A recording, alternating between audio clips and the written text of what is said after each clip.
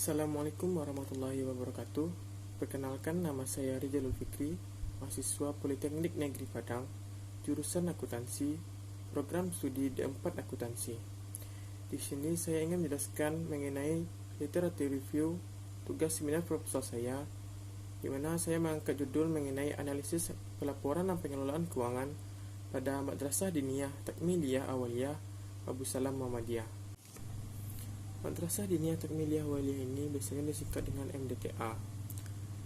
Dan MDTA Abu Salam Muhammadiyah ini terletak pada Jalan Sawan 4 nomor 7 Padang Timur.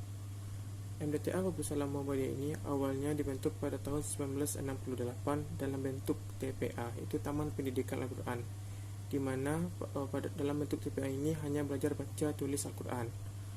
Dan pada tahun 1978 berulah pengurus berencana dan merealisasikan untuk mengubah TPA tersebut menjadi MDA, yaitu Madrasah Diniyah Awaliyah, dengan tujuan untuk meningkatkan mutu, kualitas dan kualitas dari tempat belajar mengajar mengaji ini.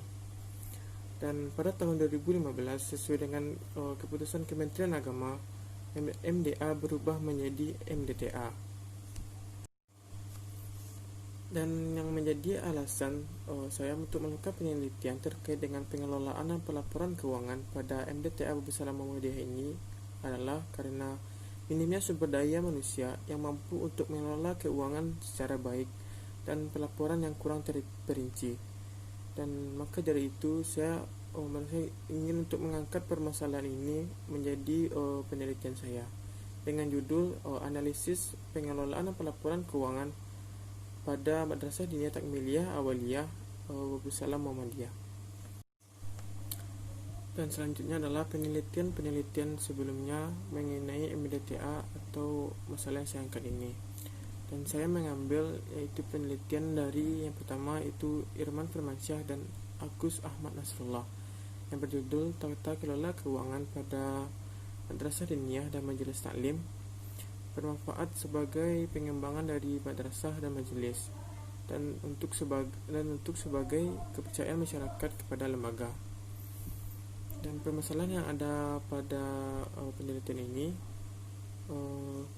minimnya sumber daya manusia yang mampu mengelola keuangan dengan baik, karena pada umumnya pada madrasah diniyah dan majelis taklim ini yang mengelola keuangan yaitu para guru atau ustadz, dan tidak mempunyai keahlian khusus terutama dalam manajemen keuangan dan akuntansi.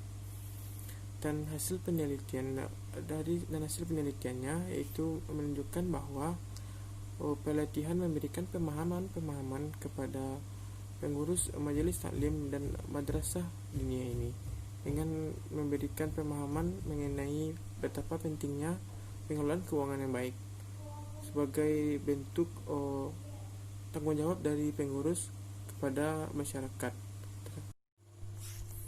Dan penelitian selanjutnya itu penelitian yang saya ambil dari Ainun Muna dan Suraya Lestari yang berjudul itu pengelolaan keuangan pada Dayah Terpadu Babul Maghfirah, Desa Cotkeweng, Kecamatan Kuta Baro pada Kabupaten Aceh Besar, yang diterbitkan pada 1 April tahun 2020. Dan tujuan dari penelitian ini yaitu untuk melatih siswa pesantren pada Dayah Terpadu Babul Maghfirah agar bisa membuat laporan keuangan sesuai dengan prinsip akuntansi pesantren. Pada penelitian ini, peneliti menggunakan metode deskriptif kualitatif dengan tujuan agar peneliti dapat menjelaskan secara luas dan secara langsung bagaimana pengelolaan keuangan pada Dayah Terpadu Babul Maghfirah ini. Dan hasil penelitiannya, pengelolaan keuangan pada Dayah Terpadu Babul Maghfirah ini sudah berjalan dengan baik, tetapi standar akuntansi masih jauh daripada standar akuntansi pesantren dan belum disetujui oleh pihak administrasi dan staf lainnya, disebabkan kerana standar akuntansi pesantren baru dikeluarkan oleh standar akuntansi keuangan. Dan jurnal penelitian selanjutnya itu jurnal penelitian oleh Meranti Ilul Lestari yang berjudul Sistem Pengelolaan Keuangan Program Pendidikan Gratis di Pesantren, diterbitkan pada tanggal 3 Juli 2019. Dan tujuan dari penelitian ini itu menggambarkan bagaimana penganggaran dan pengalokasian dana sistem dan prosedur pengelolaan keuangan, dan penggunaan keuangan program pendidikan gratis di pesantren yang berasal atau yang berada di Yayasan Al-Ikhlas Al-Faruq Bondowoso. Untuk hasil penelitian, proses penganggaran dan pengalokasian dana diawali dengan menyusun rencana kegiatan yang akan dilaksanakan dan untuk merumuskan segala hal yang diperlukan. Dan juga untuk pengelolaan keuangan bersifat terpusat pada yayasan dengan sistem dana subsidi silang. Dan untuk penggunaan keuangan atau penggunaan dana dari program pendidikan gratis tersebut haruslah sesuai dengan rencana kegiatan yang telah diajukan atau juga bisa mengacu pada petunjuk teknis penggunaan dana pendidikan. Dan jurnal penelitian selanjutnya adalah jurnal penelitian oleh Indah Larasati, Dimas Artina, dan Fernando Africano yang berjudul Analisis Sistem Informasi Akuntansi, Pencatatan dan Pengelolaan Keuangan pada Yayasan Muqimus Sunnah, di mana penelitian ini bertujuan untuk menganalisis sistem informasi akuntansi, pencatatan dan prosedur pengelolaan keuangan yang ada pada Yayasan Muqimus Sunnah.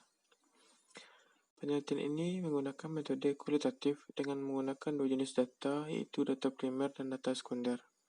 Dan prosedur pengumpulan data itu melalui wawancara dan dokumentasi.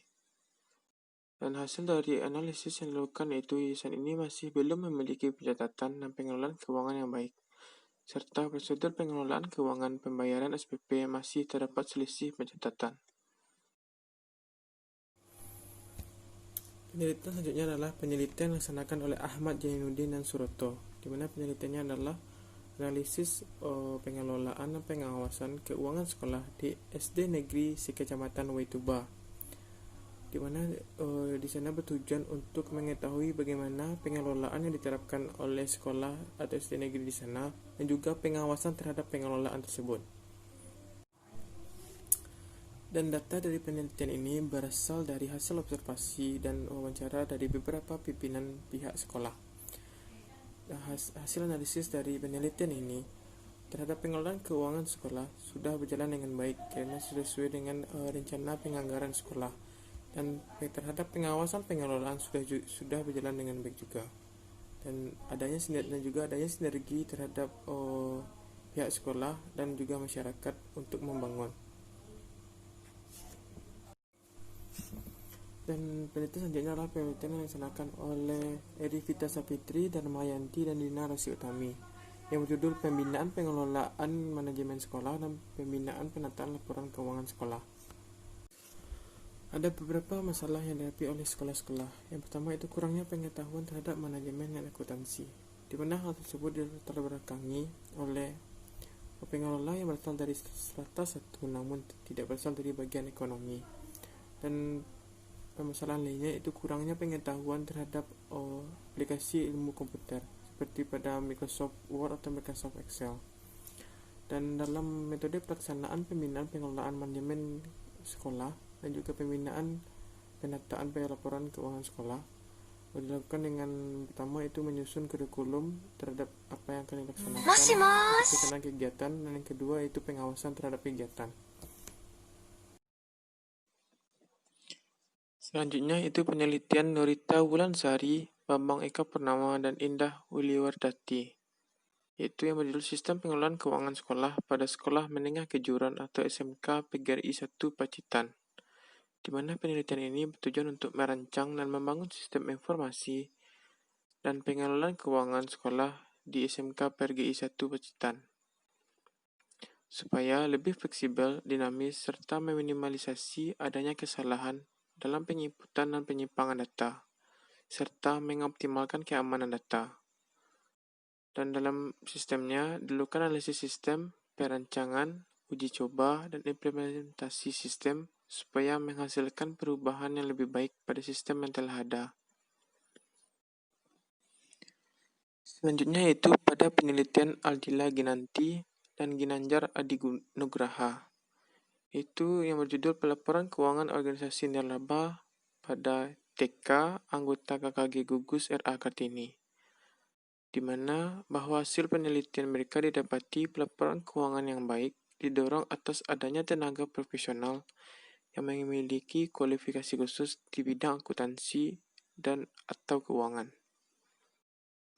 Serta saran dari peneliti yaitu para guru harus dibekali dengan ilmu akuntansi jika di sekolah tersebut tidak memiliki tenaga profesional atau keahlian khusus akuntansi atau keuangan. Selanjutnya itu penelitian dari Kusuma Diah Dewi, yaitu dengan judul Pengelolaan Keuangan Masjid sebagai Organisasi Nirlaba pada Masjid Asyariah, di mana hasil penelitiannya sebagai pertanggungjawaban pengurus masjid kepada masyarakat, masjid membuat laporan pemasukan dan pengeluaran keuangan dan selalu ditempel pada papan pengumuman masjid dalam bentuk kas keluar dan kas masuk. Dan pengendalian internal masjid sendiri itu berupa pengawasan dalam melaporkan transaksi yang terjadi di masjid, seperti penerimaan dana dari masyarakat, pencatatan, dan transaksi keuangan serta otorisasinya. Dan yang terakhir itu jurnal penelitian dari Meristika Kabuhung dengan judul Sistem Informasi Akuntansi Penerimaan dan Pengeluaran Kas untuk Perencanaan dan Pengendalian Keuangan pada Organisasi Keuangan Keagamaan. Penelitian ini menggunakan metode analisis deskriptif pada GMIM Nafiri Malalayang 1. Dan pada GMIM Nafiri Malalayang 1 ini telah memadai karena telah sesuai dan memenuhi unsur pokok satu sistem informasi akuntansi, yaitu seperti sumber daya manusia, peralatan, formulir atau dokumen, catatan, prosedur, dan laporan. Oleh karena itu, sampai saat ini, sistem informasi akuntansi penerimaan dan pengeluaran kas untuk perencanaan dan pengendalian keuangan pada jemaat GMIM Nafiri Malalayang 1 dapat berjalan secara efektif. Nah, berdasarkan beberapa penelitian sebelumnya tadi, banyak MDTA, sekolah, maupun pesantren yang belum melakukan pengelolaan keuangan dengan baik. Alasannya, minimnya pengetahuan pengurus maupun guru tentang mengelola keuangan organisasi nirlaba, karena latar belakang pendidikan yang bukan dari ilmu ekonomi.